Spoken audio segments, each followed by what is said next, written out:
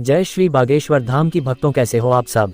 बालाजी की कृपा से सब कुशल मंगल हो गए। तो भक्तों, आज फिर से लेकर आए हैं आपके लिए एक बहुत ही रोचक और बहुत ही महत्वपूर्ण जानकारी। ये जानकारी है मनुष्य जीवन से तमाम पापों से मुक्ति कैसे मिलेगी। तो भक्तों, वीडियो को बगैर स्किप किए हुए अंत तक पूरा देखें ताकि आपको संपूर्ण जानकारी मिल सके। तो चलिए शुरू करते हैं ये जानकारी अगर अच्छी लगे तो प्लीज चैनल को लाइक, शेयर और सब्सक्राइब जरूर कीजिएगा। यहाँ मिली थी भृगु ऋषि को श्रापों से मुक्ति, आप भी जाने। भगवान भृगु जी को श्राप से मुक्ति बलिया में ही मिली थी। उनको एक दंड मिला था ये कि आप जहाँ इसकी पत्ती हरी हो जाएगी, कोइन हरी हो जाएगी, वहीं पर आपको मुक्ति मिलेगा। पापों से छुटकारा पाने का ये उपाय। मान्यता है कि कार्तिक पूर्णिमा मास में जो गंगा स्नान करके भृगु मुनि के चरणों पर जल चढ़ाता है, उसके जन्मों जन्मांतर के पापों से मुक्ति मिल जाती है। इस स्थान को विमुक्ति तीर्थ के नाम से भी जानते हैं। बलिया की धरती को ऋषि, मुनि, सिद्ध और देवताओं की भूमि पुकारा जाता है। इस धरती पर बड़े बड़े ऋषि मुनियों ने तपस्या किया है। इसी पावन धरती पर महर्षि भृगु मुनि को श्रापों से मुक्ति मिली थी। पूरे विश्व में यह भूमि महर्षि भृगु की नगरी के नाम से प्रसिद्ध है। इसका संबंध पद्म पुराण में उल्लेखित भगवान विष्णु एवं भृगु की कथा से जोड़ा जाता है। त्रिदेव परीक्षण के दौरान क्षमा बढ़न को चाहिए छोटन को उत्पात का भृगु को घट गए जो प्रभु को मारी लात। पद्म पुराण के उपसंहार खंड के अनुसार जब भृगु जी ब्रह्मा और शिव के परीक्षण के बाद विष्णु भगवान के पास पहुंचे तो वहां की स्थिति देख अपने पैरों से विष्णु के छाती पर प्रहार किया, लेकिन विष्णु भगवान क्रोधित न होकर स्वयं उनके पैरों का पूजा किया। उस दौरान भृगु जी ने विष्णु को सर्वश्रेष्ठ देवता तो घोषित कर दिया, लेकिन लक्ष्मी जी ने भृगु मुनि को श्राप भी दे दिया। अंततः इसी पवित्र धरती से इनको मुक्ति भी मिली। ये मान्यता है कि कार्तिक पूर्णिमा मास में जो गंगा स्नान कर भृगु मुनि के चरणों पर जल चढ़ाता है तो उसके जन्मों जन्मांतर के पाप दूर हो जाते हैं।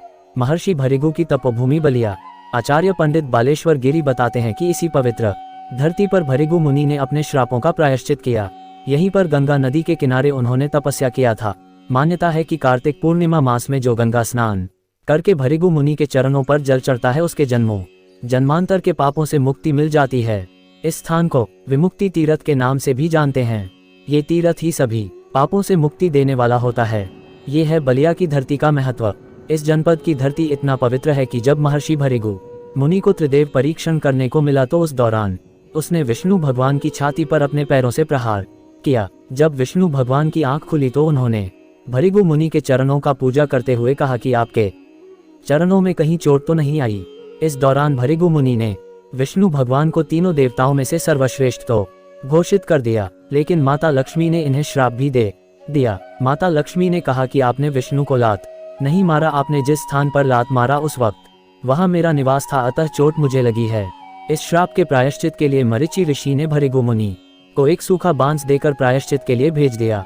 उन्होंने कहा कि इस बांस को तुम लेकर चलते जाओ, जहाँ इसमें कोपले निकल जाए समझ लेना कि तुम्हारा वही प्रायश्चित होगा। और उस सूखे बांस में कोपले इसी पवित्र धरती पर निकल गया और फिर भृगु मुनि ने यही गंगा नदी के किनारे घोर तपस्या किया और अपने श्राप से मुक्ति पाए। सभी को मिल सकती है इस पावन भूमि पर मुक्ति। पंडित कुश कुमार शास्त्री की माने तो इस बालिया के पवित्र भूमि पर जिस प्रकार से भृगु मुनि को श्राप से मुक्ति मिली, उसी प्रकार हर किसी को जन्मों जन्मांतर के पापों से मुक्ति मिल सकती है।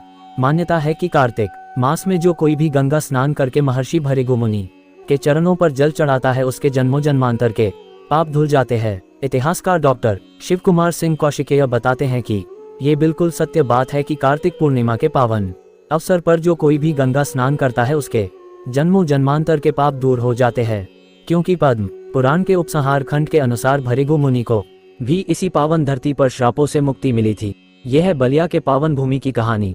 आज भी कार्तिक पूर्णिमा के पावन अवसर पर इस मुक्ति के साधन को अपनाने के लिए देश के कोने कोने से भारी संख्या में श्रद्धालु इस पवित्र भूमि पर आते हैं।